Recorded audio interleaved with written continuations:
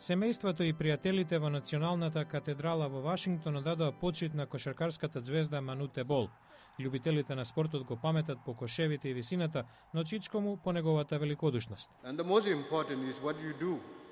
Најважна работа е што ќе направите во животот. Меѓу нас, Мануте ќе биде запомнет по неговите добри дела.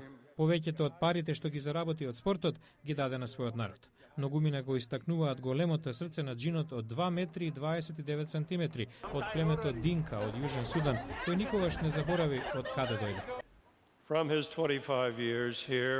Во 25-те години минати во Соединетите Американски држави, Мануте знаеше што треба да стори.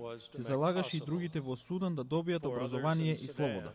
Бол работеше со организацијата из Грейсонце на Судан за изградба на училишта во јужниот дел на земјата и се залагаше за помирување на христијаните, анимистите и муслиманите.